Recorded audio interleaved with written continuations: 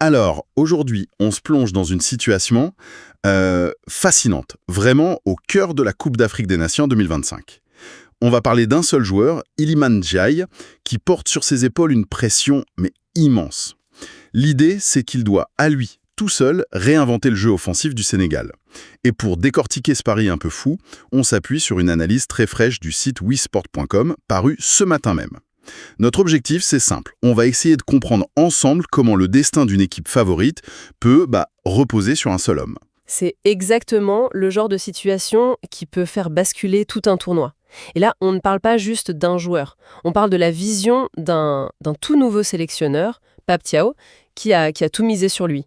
C'est un peu un référendum sur sa philosophie de jeu, quoi, en pleine compétition. Et ce qui me frappe tout de suite, c'est le paradoxe du personnage. L'article de Wisport nous dépeint Iliman Ndiaye, ce joueur d'Everton de 25 ans, comme quelqu'un de discret, de calme, presque en retrait. Et pourtant, c'est de lui qu'on attend qu'il soit le leader technique, le maître à jouer de toute une nation. Comment un joueur si posé peut endosser un rôle pareil ? C'est toute la question. Et ce besoin d'un maître à jouer, il n'est pas nouveau pour le Sénégal, loin de là. L'article le rappelle très bien. Sous l'ère précédente, celle d'Aliou Cissé, l'équipe avait une identité très très forte. Elle était solide, pragmatique, incroyablement difficile à jouer. Une équipe championne d'Afrique en 2022 quand même, faut pas l'oublier. Ce n'était pas un petit système. Non, et c'est là toute la complexité. Elle était championne grâce à cette solidité, à cette rigueur. Mais on lui a toujours reproché un manque de folie, de créativité. L'article utilise une expression que je trouve géniale, il parle de composition baroque. Ah oui. Pour décrire les tentatives de Cissé de créer du jeu. En fait, c'était du bricolage parce qu'il n'y avait pas ce vrai spécialiste, cet architecte au milieu.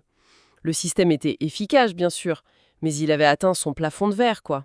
Donc, octobre 2025, Pape Thiaw arrive et il décide de tout faire sauter. Fini le pragmatisme, il arrive avec son idée. C'est l'homme qu'il place au cœur du réacteur, en numéro 10. Iliman Ndiaye. Il faut se rendre compte de ce que ça veut dire. Ndiaye, il n'était pas un titulaire indiscutable avant.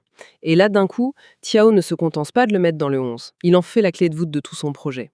Le message, c'est « le jeu, maintenant, il passera par toi ». C'est un pari total. Il ne lui demande pas de s'adapter à l'équipe, c'est à l'équipe de s'adapter à lui. C'est un renversement complet de la philosophie d'avant. Exactement. C'est un schéma assez classique, en fait, quand un nouvel entraîneur veut marquer une rupture. Il choisit un joueur et il en fait le symbole. Le risque, évidemment, c'est que si ce joueur-là flanche, c'est toute la philosophie qui est remise en question. Et au début, ça a marché. Le pari a semblé être une réussite spectaculaire. Oui, l'article parle de ce premier match contre le Malawi, une victoire 4-0, une passe décisive de Ndiaye. On parle d'une métamorphose de la ligne offensive. L'effet a été immédiat. C'était la lune de miel parfaite. Sur ce match, on a vraiment eu l'impression que la pièce manquante du puzzle sénégalais était enfin trouvée. Le pragmatisme de l'ère Cissé, et d'un coup, on y ajoutait de la créativité, de l'imprévisible. Le plan semblait infaillible. On se disait, Thiaw a vu juste. Sauf que un match de qualification, ça n'a rien à voir avec la pression d'une phase finale de CAN. Et c'est là, dès le début de cette compétition au Maroc, que la belle machine s'est mise à grincer. C'est le moins qu'on puisse dire. Contre le Botswana, puis contre la RD Congo, 2 matchs où le Sénégal était très attendu. Ndiaye n'a pas répondu présent. Le journaliste de eSport, il y va pas par 4 chemins. Il parle de prestations poussives. Il va même jusqu'à dire que le joueur était l'ombre de lui-même. Le créateur inspiré avait disparu. Et c'est là que ça devient fascinant du point de vue du coach. Face à cette méforme évidente de son joueur clé, la logique voudrait qu'il ajuste, peut-être qu'il le protège, qu'il le mette sur le banc. Mais Pape Thiaw fait tout le contraire. Il double sa mise. C'est ça qui est incroyable. Et c'est ce que l'article met très bien en lumière. Au lieu de douter, il s'obstine. Il est tellement convaincu que Ndiaye est la solution qu'il va même, contre le Bénin, changer de système et sacrifier une partie de ses convictions. Tout ça juste pour essayer de le mettre dans un meilleur contexte. Il tord son propre système pour un seul homme. C'est de la confiance absolue ou c'est de l'entêtement? C'est incroyablement risqué. Est-ce si risqué ou est-ce que c'est juste la marque d'un coach avec une conviction inébranlable ? On a critiqué Cissé pendant des années pour son supposé manque d'audace. Thiaw, lui, il fait le pari inverse. La conviction absolue en une idée et en un homme. C'est presque poétique, mais comme vous dites, ça peut aussi mener droit dans le mur. Si Ndiaye se réveille, Thiaw est un génie. S'il continue comme ça, on parlera d'un échec stratégique. Le joueur, lui, il semble lucide. L'article reprend ces mots en zone mixte. J'ai encore beaucoup à apporter à l'équipe. Les joueurs et le coach me font confiance. Il ne se cherche pas d'excuses, c'est tout à son honneur. Mais bon, la lucidité, ça ne marque pas de but. Non, et ça ne fait pas de passe décisive non plus. Et c'est là que l'analyse de Oui Sport devient plus froide, plus factuelle. On nous rappelle ces statistiques, 36 sélections. Ce n'est plus un jeune espoir, hein. Et pour quel bilan? 3 buts et 6 passes décisives. Pour un meneur de jeu désigné, c'est faible. Le mot utilisé dans l'article pour qualifier son impact jusqu'ici est anecdotique.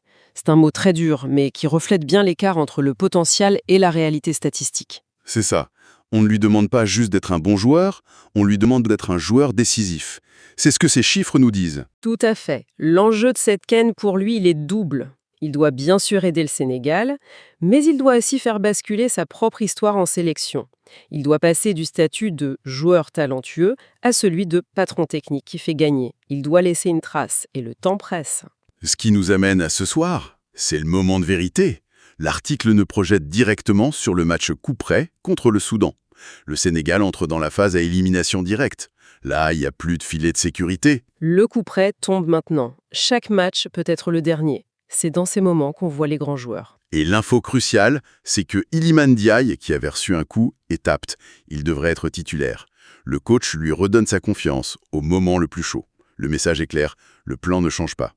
Mais comme le dit l'article, il doit impérativement hausser le niveau. Oui, mais et c'est un point très juste de l'analyse. Il serait trop simple de tout lui mettre sur le dos. Le foot, ça reste un sport collectif.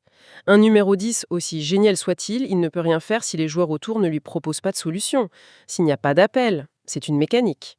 Et c'est là qu'on doit parler des autres attaquants. L'article dit qu'un meilleur visage d'Ismail Assar et de Nicolas Jackson serait crucial. C'est un peu leur mettre la pression à eux aussi, non? Oui et non. Leurs profils, en théorie, sont parfaits pour Ndiaye. Sarr, c'est la vitesse pure, il dévore les espaces. Jackson, c'est l'attaquant moderne, intelligent dans ses déplacements, bon finisseur.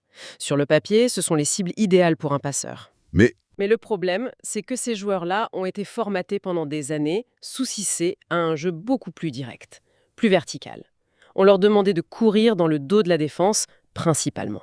alors que là, on leur demande plus de jeux courts, de combiner dans les petits espaces avec Ndiaye. Précisément. Leur propre adaptation à cette nouvelle philosophie est un enjeu tout aussi important que la performance de Ndiaye lui-même. Sont-ils capables de changer leur logiciel comme ça, en pleine compétition? Le succès du plan Thiaw dépend autant de la main qui dessine que des pieds qui exécutent.